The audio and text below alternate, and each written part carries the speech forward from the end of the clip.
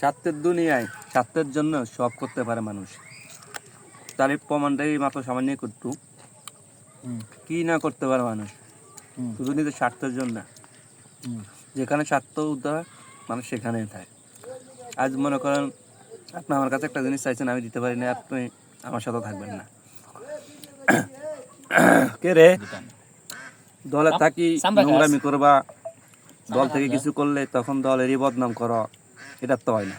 দলে থাকতে হইলে দলের গুণগান গাইতে হইব, দলের খারাপ সময় ভালো সময় দেখতে হইব।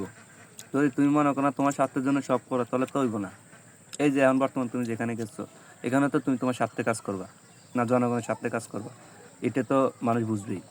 কারণ যে নিজে সাবেক দল ছাড়িয়ে অন্য দলে যোগ দিতে পারে, সে কি করতে পারে জনগণের জন্য, সেটা জনগণ ভালো করেই জানে। কথা বুঝছো না? তুমি এই পাপড় দাও, ওই পাপড় দাও, এই পাপড় খাইবো না তোমার। কারণ মানুষ জানে তুমি কেমন, কি করতে পারো। মানুষের জন্য ভালো করবেন, অবশ্যই ভালো হইব।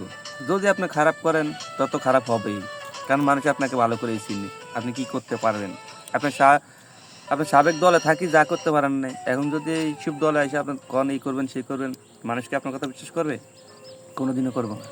কারণ মানুষ জানে আপনি নিজের দলে থাকি কি করছেন, কি জন্য নিজের দল থেকে পরিষ্কার করে দিচ্ছে। আর এখন আপনি করতেছেন আরেক দলে যোগ কইরা এই করবো সেই করবো, যা করণের রাজপথে বুঝবো।